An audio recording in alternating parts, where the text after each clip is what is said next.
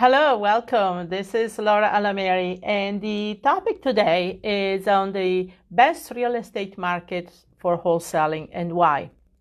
Now, like everything else I present is based on my personal opinion. So I just want you to make sure you understand that. And I know different people will have different opinions and feedback, and you're welcome to post in this group as well under the video. But looking over the years of having done this for a long time and working in different markets, I can personally tell you why I go in certain markets towards another. So like a lot of you know, I do a lot of virtual wholesaling. So where you can wholesale in different markets. And this is the beauty of nowadays, that you can really sit anywhere in the world and wholesale. You don't have to wholesale in your local market. So if your local market is saturated and it's not working well for you, or you feel like you're really spinning your wheels and don't get the results that you need, this video is for you because we're going to talk about where to maybe diversify and go to different markets. Okay, so let's get going with this. And the first thing you have to understand about wholesaling, that you buy low and sell low. So technically, you can do that in every market. You know, whenever you find a deal, you find a seller that's willing to work with you, you can wholesale in the market. However, there are a couple of things to take in consideration. First of all, is the competition in the market, right? Certain markets in certain areas tend to be saturated with other people trying to do the same thing, which is not the problem I used to have 10, 20 years ago because there were not as many wholesalers. Believe it or not, wholesaling is kind of a newer thing. It started happening in the 90s, the end of the 90s, and it got more and more over the years. A lot of courses and mentors and coaching program and everything else raised more awareness about wholesaling as a strategy. Now, you want to know how many investors are purchasing your market and also at the local inventory supply in that market, okay? Because and it's something I realized back in the days, that where I was working, which was not even close to be any metropolitan area, I was having a much better results in a metropolitan area. When I started wholesaling, actually, I lived about 2.5 hours away. I lived in a really rural area, and I was 2.5 hours away from the closest metropolitan areas. But I knew if I wanted to really get going with the strategy, where that's what the business was. So, and nowadays, I would suggest to look into areas that are 300,000 people or more population-wise. Okay, so metropolitan areas, the ones that have about 2 million, 1.5, 2.5 million, tend to have enough inventory and less competition than some of the larger areas like South Florida, Miami, Fort Lauderdale, Atlanta. They seem to have more competition. So 1.5 to 2.5 million is kind of a sweet spot there.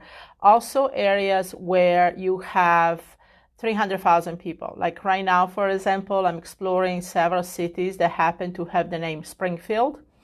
Now, why did I choose that? Because Springfield usually is Midtown, Mid-America, as far as that, but it has usually that population about 250, 300. So I'm doing studies and researches on different Springfield cities. And I do find that there is quite a bit of inventory and less competition. So with that said, there is some exceptions to the rule of larger cities. For example, Chicago and Orlando, they are very large cities, but they're also very active in the wholesaling, and they'll offer a lot of opportunities. Now, Orlando is the fastest growing metropolitan area in the United States right now, is the fastest one growing. So it offers a lot of possibilities for wholesaling, buy and hold, fix and flip. Chicago is one of the top 3 cities in the United States, but what the other thing with Chicago is that it is on the top 5 most economically strong cities in the world. okay, right now because of all the businesses, the populations, the raising populations, the income, and the cost of living. So there is a lot going on there. And Orlando has, because it's a really fast growing and is, like I said, is the fastest growing metropolitan area in the United States, and it offers a lot of opportunities. So whenever property cities you're working in, and I'm going to go into specifics which city, in my personal humble opinion, are worth looking into for wholesaling in a moment. But then you have, like I said, you always want to look for what I call the sweet spot in real estate. If you don't know what I'm referring to, the sweet spot, please go to my blog at lauraalameri.com. lauraalameri.com. There is a blog that I wrote about what is the sweet spot. I wrote a couple months ago. And I suggest you look at that because especially with the uncertainty of the economy moving forward, with things that we have happening this year going into next year, you really want to make sure that you deal with a soft spot. You want to make sure that as a wholesaler, as a rehabber, you know very, very well what the sweet spot is. Because as a wholesaler, your job is to find properties and provide properties for rehabbers and landlords. So you need to know what these rehabbers and landlords are looking for in these areas. So you really have to study their side of the business on top of yours to know that you're targeting the right people. So there is a lot of research that has to go before you decide, oh, I'm just going to wholesale. Yeah, you can do 1 or 2 deals wherever you are locally. But then if you really want to build this business exponentially, if you want to hit certain numbers that I know some of you do, you need to really do some research, okay, and find out the population, find out the inventory, find out if there is a request in inventory. Because sometimes you have areas with very large inventories, but they're not moving because they're so distressed. So, I don't want to pick on anybody and, it's your city and I respect that. But areas like Detroit and Indianapolis, for example, they have a lot of inventory, but it's highly distressed. So people can really, as a wholesaler, you don't make much money there because you really, the way they look at it is that you're tapping into inventory that is abundant and really cheap. And anybody can go look for that inventory themselves. So why would they need you or pay you a lot of money to find something that they can go and basically charge on their credit card because it's so cheap and readily available? So, you as a wholesaler, you have to work in areas where there is a little bit of, you're in a privileged position because you're tapping into inventory that's not readily available. Yes, you can wholesale property on the MLS. You can wholesale properties that are already listed. But that's not where the skill of a wholesaler comes in because rehabbers and landlords are looking at you to provide inventory that they cannot readily tap into themselves. Okay, so if they can go out there in areas like Detroit and Indianapolis and buy houses at auctions, or anybody will give them houses basically for free almost, they don't need you as a wholesaler, right? Okay, so let's get going here with the exact cities, based on my research. So let's start here with Florida. We have Tampa, Orlando, and Jacksonville, okay, for very specific reasons. But I don't want to get into the reasons too much. I'm just going to tell you the cities. Atlanta. Okay, Atlanta now, I want to give a little side note. Atlanta is part of those very well old established cities where there are a lot of programs from the city level as far as grants and money to revamp the cities. So there is a lot of interest there from rehabbers and landlords buying these cities, opportunity zones, and so forth. So wholesalers definitely are needed there. Then we move up the East Coast, the Carolinas, okay? That's a lot of opportunities there. We go up to Philadelphia, okay? And I'm skipping some of the other cities because they're not really standing out right now to me, not because there are not opportunities there, but because I think that they need a little more research, like Baltimore, for example. Definitely there is a little more research that has to go there. I'm not really sure how good of a market is for a wholesaler. But Philadelphia is. Philadelphia, like Atlanta, older city, a lot of opportunities, a lot of money being put into the city to revamp the city, a lot of the older homes, sweet spots areas, like yes, you have areas that have been already kind of up and coming, but you have other areas that will be up and coming. So again, read my sweet spot blog at lauralamary.com. Then moving now, as far as the Northeast, yeah, we can get into smaller areas in New York State, like Buffalo and Albany, New York. But then to go Northeast, it's touch and go over there, okay? So I'm not really going to go there. Again, there's a lot more research that has to go in there. Then let's move west, Pittsburgh.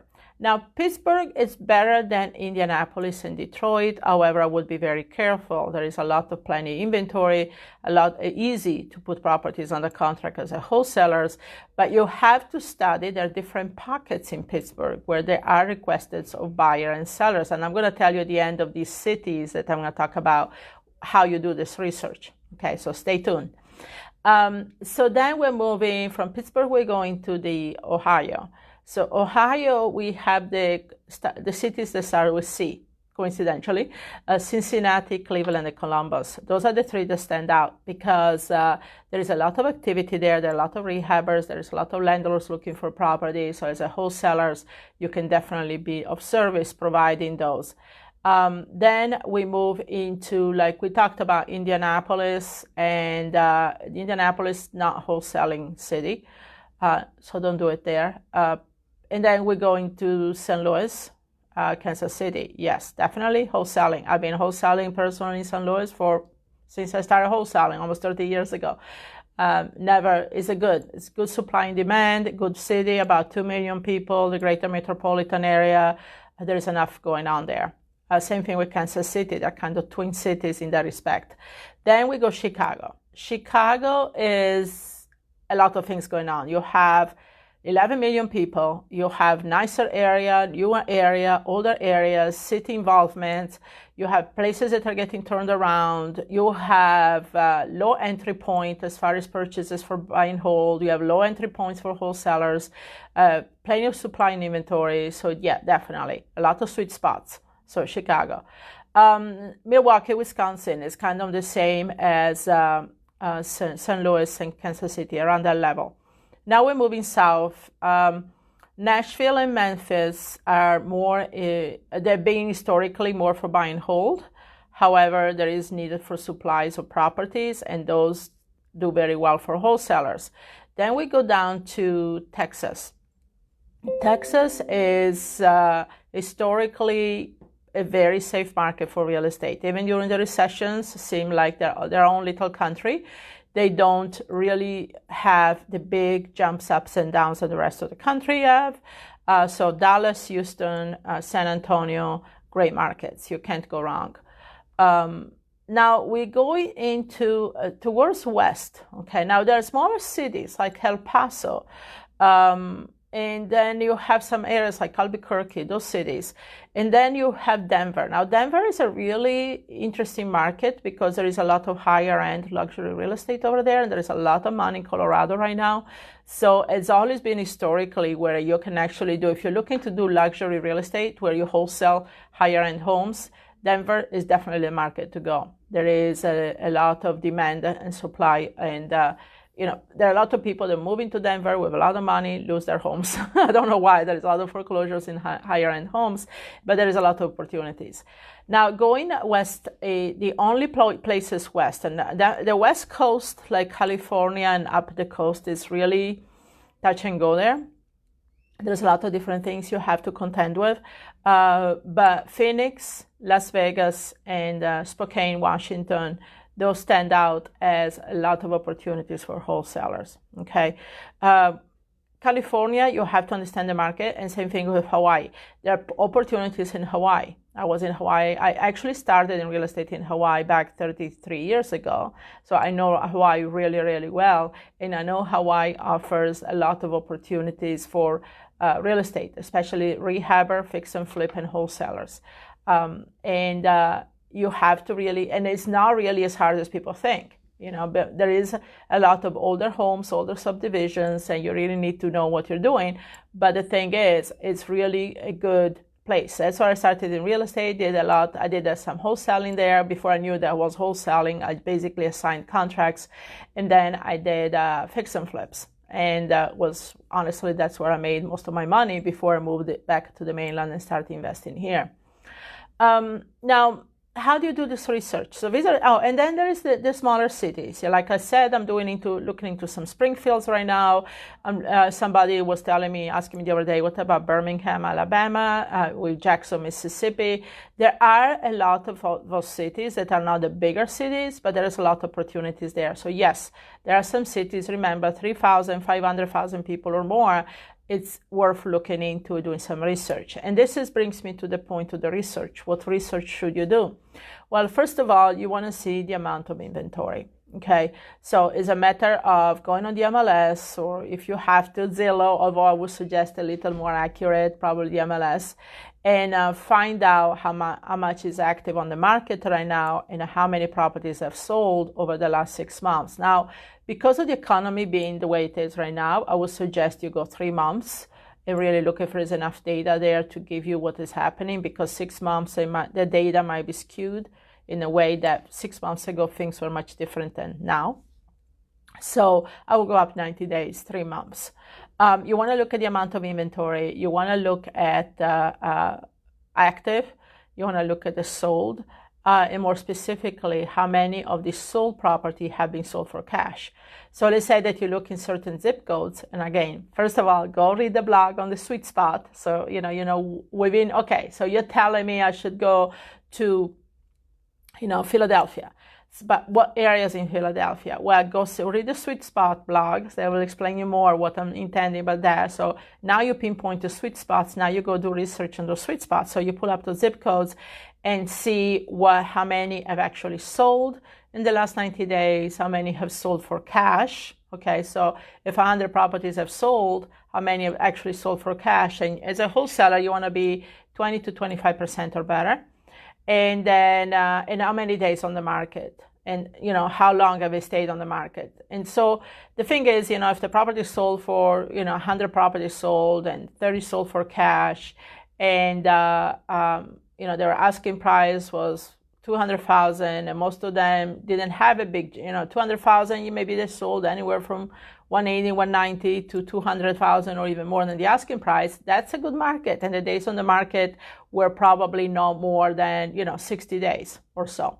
So that's good. Okay, so that's what you're looking for. So look at that research. So decide on what city, look at the sweet spots, and then break it down on the research by different areas and zip codes, and based on what the criteria I just told you about. And then you can start building your wholesaling business. So now if you have any questions while I'm here live, go ahead and post them. If not, you can always post them in the feedback if you watch this video later on. One thing I want to invite you is I have an ebook on my site. It's free, and is about how to close the deals in 3 weeks or less. And it goes into a lot of the strategies about wholesaling, the main strategy, wholesaling, fix and flip, and buy and hold, and also breaks down some more things for you. So it's free. So go to Laura Lamery, LauraAlamery.com/ebook, LauraAlamery.com/ebook. And then you can get a lot of the strategy for wholesaling, fix and flip, and buy and hold, how to structure the business, where to find the properties, how to find the buyers, and really kind of give you a bird's eye view on the strategies on how to conduct them. So any questions here specifically about what I just talked about the best markets to wholesale? Any questions? Thanks everybody, by the way, who's here live. I have a good group here today, so I appreciate it. Hey Stephanie, nice to see you. See you on my Facebooks. Anyone else? Okay, any questions or anything? No? I gave you all the information? Well, thank you for being here. Hopefully this helped you. Like again, I said, this is my personal humble opinion.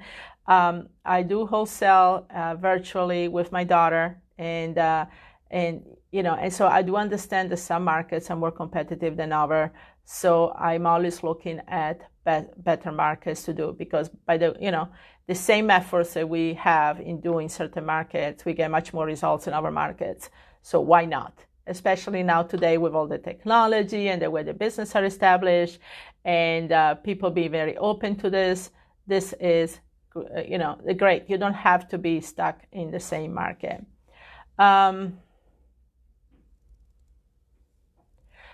Yes, Jorge is asking, I'm interested in wholesaling properties in the mid to low income areas. How would I research that? Like I said, go to my website, lauralameri.com, and go to blog, and then look for the blog that I wrote on what is the sweet spot in real estate investing. So read that blog first and download the book at lauralameri.com/ebook.